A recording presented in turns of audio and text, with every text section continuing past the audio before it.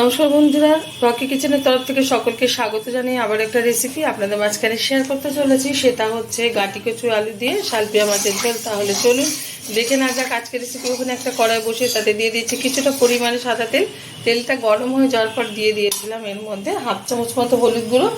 আর এদিকে শালপিয়া মাছটা ভালো করে ধুয়ে পরিষ্কার করে নুন মাখিয়ে নিয়েছি। আস্তে আস্তে করে ছেড়ে ভেজে নেব। একদম টাটকা মাছ। মাছগুলো উল্টে দিয়েছি। এবার সুন্দরভাবে ভেজে তুলে নেবো একটা পাত্রে। যেগুলো ভাজতে বাকি আছে সেমভাবে ভেজে নেব। মাছগুলো ভেজে তুলে নিয়েছি একটা পাত্রে। এখন এই মাছ ভাজা তেলে দিয়ে দিচ্ছি একটা তেজপাতা, কিছুটা গোটা জিরে ফোড়ন। ভালোভাবে ভেজে নেব।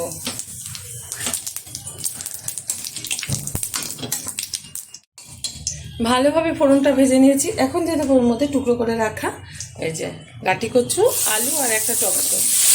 ভালো করে দিয়ে পরিষ্কার করে নিয়েছি।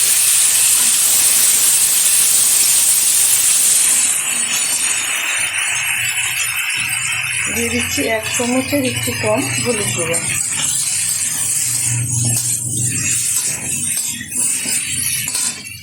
দিয়ে দেবো ওর মধ্যে জিরে আর আদা একসাথে বেটে নিয়েছি, সেটা দিয়ে দিলাম। ভালোভাবে কষিয়ে নেব। আমার এই রেসিপি যদি আপনাদের ভালো লেগে থাকে আপনারা অবশ্যই আমার চ্যানেলটিকে সাবস্ক্রাইব করবেন, লাইক করবেন, শেয়ার করবেন। আর জ্যান্ত মাছের একবার পাতলা ঝোল খেয়ে দেখবেন এরকম বানিয়ে। আশা করি ভীষণ ভালো লাগবে। অনেকে এই কচু দিয়ে কিন্তু মাছের ঝোল খেতে ভালোবাসে। যারা ভালোবাসে তারা অবশ্যই ট্রাই করবেন। খুব ভালোভাবে হাই আছে, আমি এটা নেড়ে ছেড়ে কষিয়ে নিচ্ছি। দিয়ে দিচ্ছি পরিমাণ মতো লবণ। যতটা ঝোল লাগবে সেই অনুযায়ী কিন্তু লবণটা ব্যবহার করলাম। দিয়ে দিচ্ছি 1 চামচ লঙ্কার গুঁড়ো। যে যেরকম ঝাল খাবে সেই অনুযায়ী কিন্তু লঙ্কার গুঁড়োটা বা লঙ্কা ব্যবহার করতে হবে। খুব ভালোভাবে এবার নেড়ে চেড়ে নেব।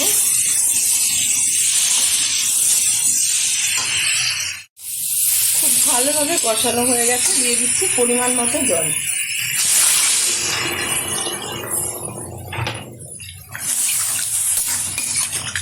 দিয়ে দেবো থেতো করে রাখা 3টে এলাচ। খুব ভালো একটু ফ্লেভার আসবে। আপনারা এখানে গরম মশলা গুঁড়ো বা ধনে পাতাও ব্যবহার করতে পারেন। দিয়ে দিচ্ছি ভেজে রাখা মাছ। একটু নাড়িয়ে নিচ্ছে। ঢেকে দিচ্ছি 15 মিনিটের জন্য। ঢাকনাটা তুলে দিচ্ছি।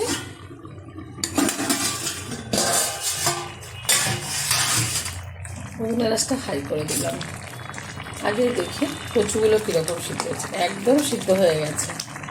খুব সুন্দরভাবে কিন্তু কচু আর আলুটা সিদ্ধ হয়ে গেছে। ঝোলটা এরকম পাতলাই রাখবো যেহেতু টাটকা মাছের ঝোল।